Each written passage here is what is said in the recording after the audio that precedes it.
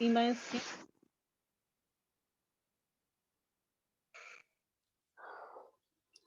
Okay, now today's topic is the joints. अभी तक हम लोग स्केलेटल सिस्टम पढ़ रहे थे, जिसके अंदर हमने सारी बोन्स पढ़ी, अपेंडिकुलर, एक्सियल बोन्स। उसके बाद हमने स्केलेटल मसल की फिजियोलॉजी पढ़ी, उसका स्ट्रक्चर पढ़ा। Now we will start about the joints, कि जॉइंट्स क्या होते हैं, उसके क्लासिफिकेशन क्या है, कितने टाइप्स के होते हैं और उनके एग्जांपल्स क्या-क्या हैं। ठीक है, ज़्यादा डिटेल में इसको नहीं पढ़ना है। In very short we have studied about the joints. So first the introduction part. Basically joint क्या होता है? It is a location at which two or more bones make contact.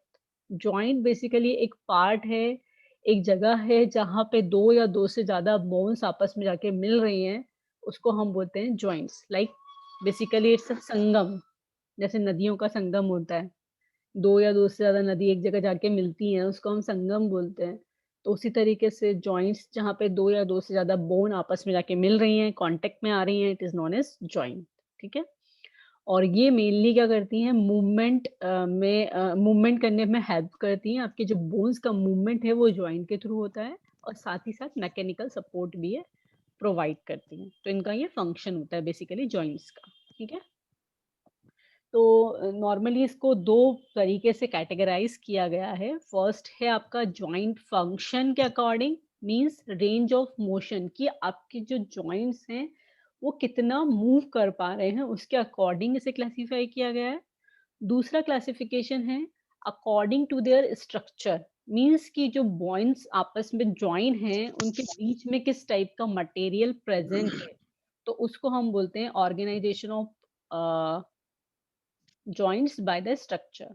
ठीक है? दुर्गेश प्रजापति, म्यूट करो अपने आप को।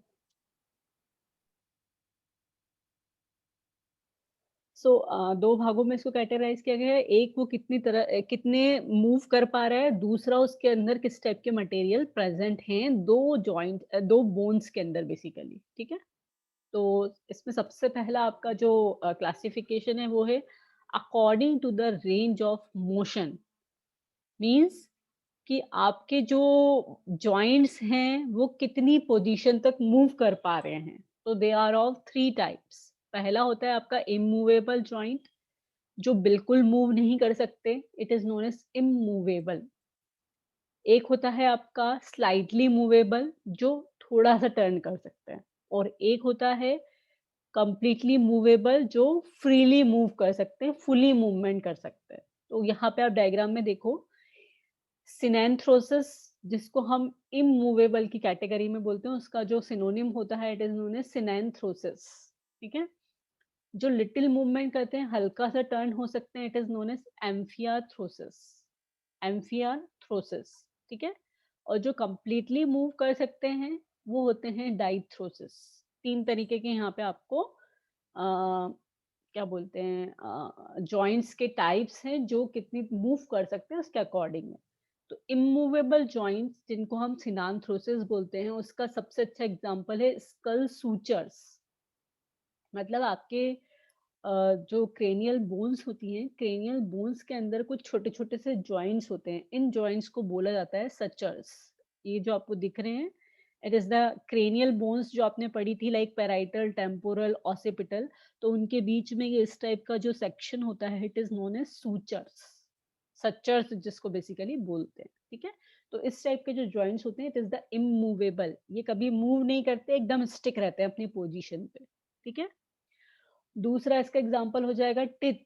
टीथ का जो सॉकेट होता है, वो भी एकदम फिक्स होता है, उसको आप मूव नहीं कर सकते। दाँतों को मूव कर सकते हो, लेकिन पर्टिकुलर जहाँ पे वो फिक्स है, उसको मूव नहीं कर सकते। और अब आता है सेकंड आपका, कि जो स्लाइटली मूवेबल होते हैं, लाइक एम्फियरथ्रोसिस, जिसको हम एम्फियरथ्रोसिस के नाम से जानते हैं, और इसका एग्जांपल है आपका टिबिया फिबुला, जो आपकी लेग्स में होती हैं। उसके साथ-साथ जो रेडियस अल्ना जो आपके हाथों में पाई जाती हैं, इनमें जो मूवमेंट हो रहा है, it is known as the slight movement. बहुत लाइट मूवमेंट होता है, कंप्लीटली मूवमेंट नहीं बोल सकते हैं। ठीक है? टिबिया फिबुला जो आपकी जो पैरों की जो बोन्स होती हैं, टिबिया और फिबुला, उनमें हल्का-सा जॉइंट होता है, जो हल्का सा टर्न कर सकती हैं, कंप्लीटली टर्न नहीं कर सकती। ठीक है? और एक होता है जिनमें कंप्लीटली मूवमेंट हो सकता है, लाइक आपकी एल्बो, कोहनी जो होती है, आपका शोल्डर हो गया, आपका एंकल हो गया, इनको आप कंप्लीटली मूव कर सकते हैं, ठीक है? तो ये कहलाती है कंप्लीटली मूवमेंट वाली बोन। तो यहाँ पे आपका according to range of motion 3 तरीके की बोन है। इमूवेबल, जिसका सिनोनिम होता है सिनांथ्रोसिस। एक होता है स्लाइटली मूवेबल, जिसका नाम होता है एम्फियरथ्रोसिस, और एक होता है फुली मूवेबल या फिर फ्रीली मूवेबल, जिसको हम बोलते हैं डायथ्रोसिस, ठीक? तो ये 3 टाइप्स के हैं जो कि रेंज ऑफ मोशन के अकॉर्डिंग डिफाइन किए गए हैं, ठीक है?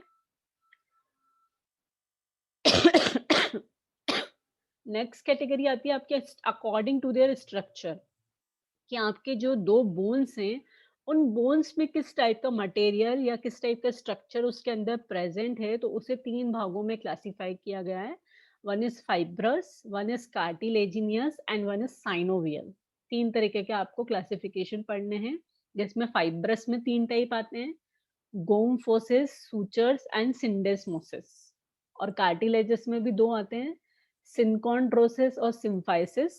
और साइनोवियल में 6 आते हैं आपके, ball and socket joint, saddle joint, condyloid joint, pivot joint, hinge joint and plane joint.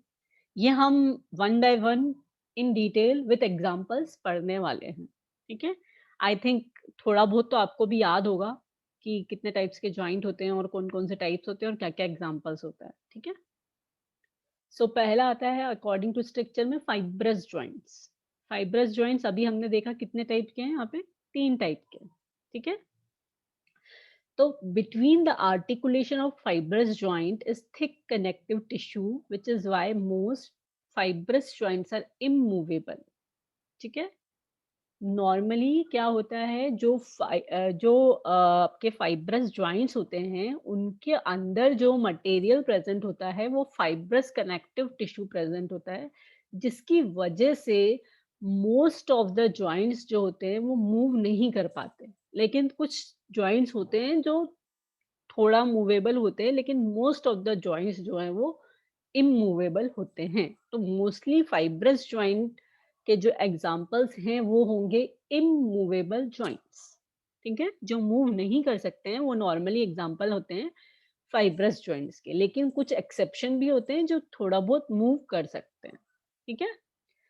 So 3 type के यहाँ पे फाइब्रस जॉइंट्स हैं, एक है सचर्स, एक है गोम्फोसिस और एक है सिंडेस्मोसिस। अब इनका मीनिंग क्या होता है? सचर्स ऑलरेडी आपको बताया कि स्कल के अंदर जो आपके स्कल के अंदर जो आपकी बोन होती है, उनको आपस में कनेक्ट करने के लिए जो आपके जॉइंट्स प्रेजेंट होते हैं, उसको हम बोलते हैं सचर्स। और इन जॉइंट्स के अंदर आपका फाइब्रस कनेक्टिव टिश्यू प्रेजेंट होता है, जो उनको कंप्लीटली लॉक करके रखता है, जिसकी वजह से वो हिल भी नहीं पाते। के क्रेनियल की बोन्स, आपकी क्रेनियल के जो जॉइंट्स होते हैं, ये मूव नहीं करते बिल्कुल भी, ठीक है? तो इस टाइप के जो जॉइंट्स होंगे, ये होंगे एग्जांपल ऑफ फाइब्रस जॉइंट, जिसको हम क्या बोलते हैं? सचर्स, ठीक है? नेक्स्ट आता है आपका गोम्फोसिस। ये मेनली कहाँ प्रेजेंट होता है गोम्फोसिस? आपका जो टिथ होता है, जो आपका टिथ प्रेजेंट होता है मैंडिबल और मैक्सिला में ऊपर, जहाँ पे अटैच्ड होता है, उस पर्टिकुलर पोजीशन को, उस पर्टिकुलर को बोला जाता है गोम्फोसिस, और वो भी इमूवेबल होते हैं, जो हमने ऑलरेडी अभी पीछे देख लिया था। सिनांथ्रोसिस में हमने देखा था कि आपके एक तो टीथ इसका एग्जाम्पल था और एक सचेस इसका एग्जाम्पल था, जो कंप्लीटली इमूवेबल होते हैं, बिल्कुल भी मूव नहीं करते, ठीक है? तीसरा होता है इसी के अंदर सिंडेस्मोसिस। देखा जाए तो ये फाइब्रस जॉइंट का एक्सेप्शन है, जो थोड़ा-सा मूव करता है, not completely move, but little movement is occur in particular this joint, ठीक है? तो इसके अंदर नॉर्मली सिंडेस्मोसिस में जो होती हैं 2 बोन्स के अंदर नॉर्मली लिगामेंट के थ्रू कनेक्शन होता है, जिसकी वजह से लिटिल मूवमेंट हो सकता है, और जहाँ पे लिटिल मूवमेंट की बात आ रही है वो क्या कहलाता है? एम्फियरथ्रोसिस। कंफ्यूज नहीं होना है। फाइब्रस जॉइंट्स के अंदर 2 तरीके के एग्जाम्पल हैं, एक इमूवेबल जॉइंट का, एक स्लाइटली मूवेबल जॉइंट का। इमूवेबल के अंदर 2 आते हैं, सचस और गोम्फोसिस, और स्लाइटली मूवेबल के अंदर आते हैं सिंडेस्मोसिस, ठीक है? और इसका एग्जाम्पल टिबिया फिबुला, जो आपको मैंने एग्जाम्पल दिया था कि इसका एग्जाम्पल होता है टिबिया फिबुला में, ये आप जो अपने लेग की जो बोन होती है या फिर हाथ में जो आपकी रेडियस अल्ना वाली जो बोन होती है, उनमें हल्का-सा मूवमेंट करने के लिए जो आपकी जॉइंट्स प्रेज़ेंट होते हैं, उसको हम बोलते हैं सिंडेस्मोसिस, ठीक है? और ये एग्ज़ाम्पल किसका है आपका? फाइब्रस जॉइंट का, ठीक है? नेक्स्ट आते हैं आपके स्ट्रक्चर के अंदर ही दूसरी कैटेगरी आती है कार्टिलेजिनियस जॉइंट।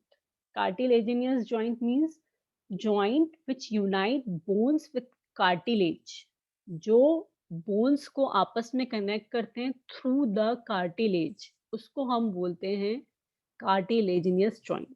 फाइब्रस में क्या हो रहा था, जो दो बोन्स थी वो आपस में मिक्स हो रही हैं, उनके बीच में जो मटेरियल यूज़ हो रहा है वो क्या है? फाइब्रस कनेक्टिव टिश्यू, जिसकी वजह से वो काफ़ी ज़्यादा हार्ड होते हैं और वो मूव नहीं कर पाते हैं, ठीक है? और कार्टिलेजिनियस में जिसमें बोन्स जो हैं वो आपस में कनेक्टेड होती हैं थ्रू द कार्टिलेज। तो बेसिकली यहाँ पे देखा जाए तो 2 तरीके के कार्टिलेजिनियस जॉइंट होते हैं। एक होता है प्लीज़ अपने आप को म्यूट रखिए। एक होता है सिंक्रोनडोसिस और एक होता है सिम्फाइसिस, ठीक है? सिंक्रोनडोसिस ये भी एक तरीके का इमूवेबल कार्टिलेजिनियस जॉइंट होता है, जो कि नॉर्मली कहाँ प्रेज़ेंट होता है?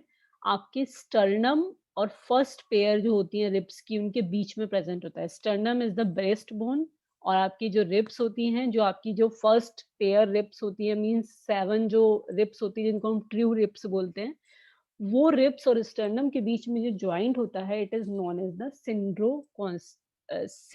सिनकॉन्ड्रोसिस। और इसमें जो बोन्स अटैच्ड होती हैं वो किसके थ्रू अटैच्ड होती हैं? कार्टिलेज के थ्रू, ठीक है? ये कहलाती हैं आपकी सिनकॉन्ड्रोसिस।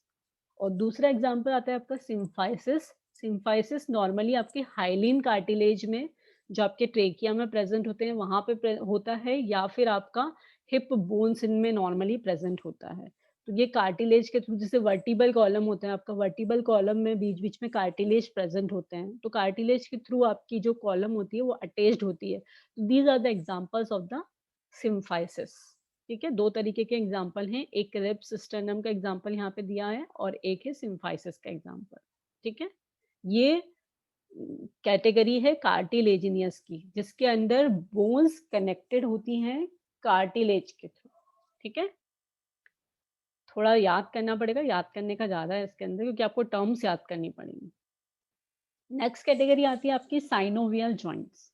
साइनोवियल जॉइंट्स मतलब कि जो 2 बोन्स होती हैं, उनके बीच में एक आपका एक स्पेस होती है, उसमें साइनोवियल फ्लूइड्स वगैरह प्रेज़ेंट होता है, जिनके थ्रू आपकी बोन्स अटैच्ड होती है साइनोवियल कैविटी के थ्रू, जिनके थ्रू ईज़िली मूवमेंट कर पाती है आपकी बोन्स। तो उस टाइप की जो बोन्स होती है, it is known as the synovial joints.